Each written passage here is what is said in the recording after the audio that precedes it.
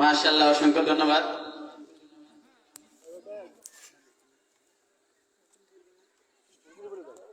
এর পর্যায়ে আমাদের সামনে মূল্যবান কোরআন এবং হাদিস থেকে আলোচনা নিয়ে আসছেন হাফেজ মাওলানা শাকিল হোসেন। হাফেজ মাওলানা শাকিল হোসেন।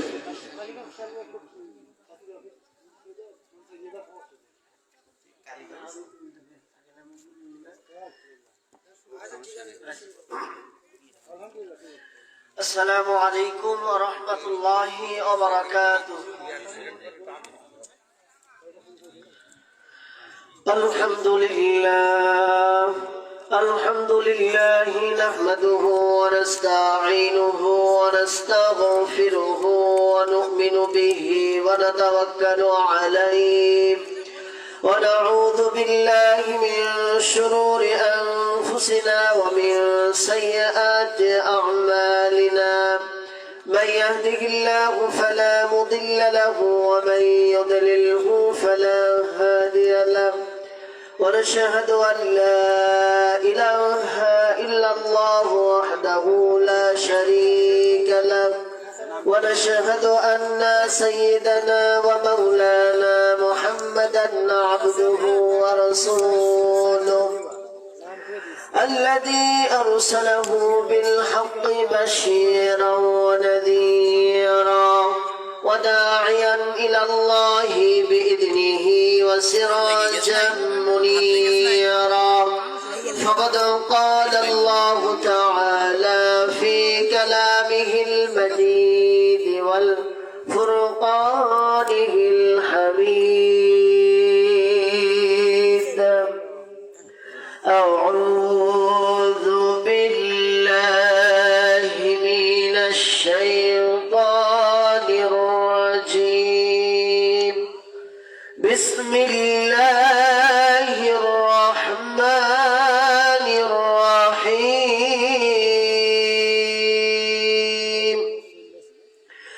ملة أبيكم إبراهيم هو سماكم المسلمين. إن الله وملائكته يصلون على النبي يا أيها الذين آمنوا صلوا عليه وسلموا تسليما. اللهم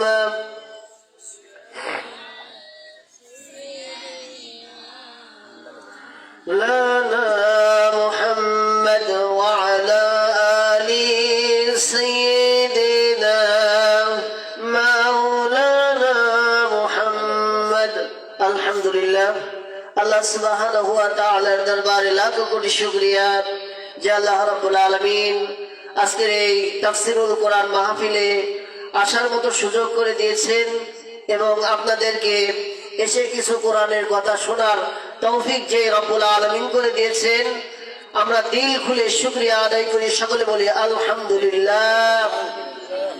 যেনাকে সৃষ্টি না করলে আল্লাহ রাব্বুল আলামিন আসমান জমিন কোনটাই সৃষ্টি করতেন না, সেই নবীর প্রতি আমরা দরুদ প্রেরণ করি। সকলে বলি সাল্লাল্লাহু আলাইহি ওয়াসাল্লাম।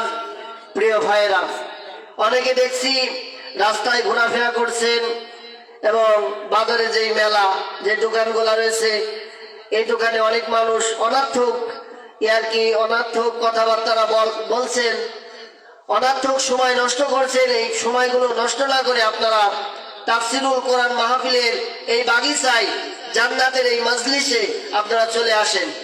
পর্দার আড়ালে আমার সম্মানিত মা এবং বোনেরা, আমার আলোচনা যেহেতু আমি ছোট্ট একটি আয়াতে কারিমা তেলাওয়াত করেছি, আয়াতে কারিমার কিছু আংশিক অংশ আমি তেলাওয়াত করেছি, এখান থেকে কিছু কথা বলে আমার আলোচনা আমি শেষ করব।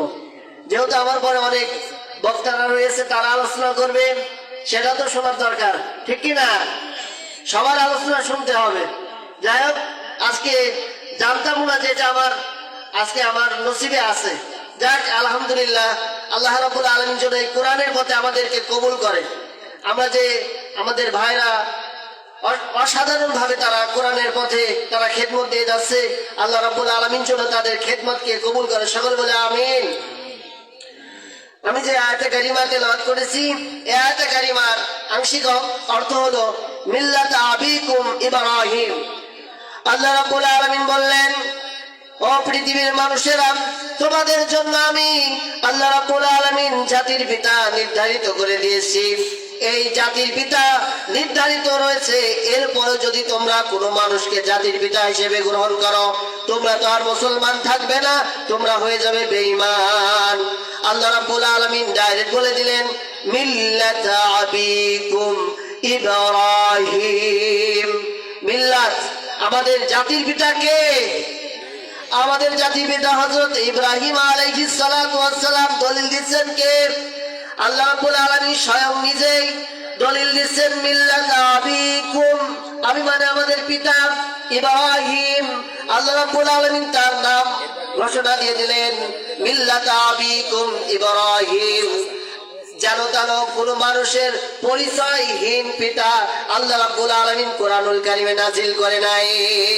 আমরা যদি প্রশ্ন করি আমাদের জাতির পিতা কাদের জন্য জাতির পিতা হয়েছে, কোরআন বলছেন হুয়া সাম্মাকুমুল মুসলিমিন। মুসলিম জাহানের পিতা, ঠিক কি না? মুসলিম জাহানের পিতা, মুসলিম ব্যতীত অন্য কোন মানুষের পিতা নয়, ঠিক কি না? আমরা বিশ্বাস করি এই দুনিয়ার যারা আলতু ফালতু এরা হলো আমাদের জাতির পিতা, একটার পর একটা আমরা বিশ্বাস করি। আমি বলতে চাই যে জাতির পিতা কে? একজন, আল্লাহ রাব্বুল আলামিন সিলেক্ট করে দিয়েছেন কে? আমাদের জাতির পিতা কে? হযরত ইব্রাহিম আলাইহিস সালাতু ওয়াস সালাম। তাই কোরআনুল কারীম বলেন কুনতুম খায়রা উম্মাতিন উখরিজাত লিন-নাসি তা'মুরুনা বিল মা'রুফি ওয়া তানহাউনা আনিল মুনকার। আল্লাহ রাব্বুল আলামিন বললেন তোমরা পৃথিবীতে সৎ কাজ করো এবং সৎ কাজের আদেশ করো। আর আল্লাহ রাব্বুল আলামিন বললেন যারাই সৎ কাজ করবে এরাই হলো আমার কাছে অতি উত্তম উত্তম বান্দা বান্দি। তাহলে সৎ কাজ নিজে করতে হবে এবং অপরদেরকে করার আদেশ করতে হবে। আর যদি নিজে সৎ কাজ না করেন তাহলে অপরকে যদি আপনি সৎ কাজের আদেশ দেন তাহলে কাজ হবে না। হবে বলেন? আমি সারাদিন ধরে ওয়াজ করছি কিন্তু আমার পরিবার ঠিক নাই, তাহলে যদি আমি যে কথাগুলো বলবো এই কথাগুলো জনগণের কোনো যারা ওয়াজ শুনবে তাদের কোনো ফায়দা হবে না। প্রিয় বন্ধুগণ, আমাদের সব দিকে লক্ষ্য রাখতে হবে। আমাদের প্রত্যেকটা কাজ আমাদের আল্লাহ রাজি খুশি করার জন্য করতে হবে। কার রাজি খুশি করার জন্য বলেন? আমাদের পিতা হবে কয়জন? একজন। তাহলে একজন পিতাকে বিশ্বাসী রাখতে হবে কোরআন অনুযায়ী। জাতির পিতাকে হযরত ইব্রাহিম আলাইহিস সালাতু ওয়াস সালাম। অনেকে আবার বিশ্বাস করি খাজা বাবা, শাহ আলী বাবা, গোলাপ শাহ বাবা, বাবার অভাব নাই। তাহলে যদি এত বাবা হয় তাহলে মূল বাবাই তো বাদ পড়ে যাচ্ছে, ঠিক কিনা? আমাদের ঠিক রাখতে হবে জাতির পিতাকে হযরত ইব্রাহিম আলাইহিস সালাতু ওয়াস সালাম। প্রিয় বন্ধুগণ, বুঝাচ্ছিলাম ছোট একটি আয়াতে কারিমার কিছু অংশ কথা বলার জন্য।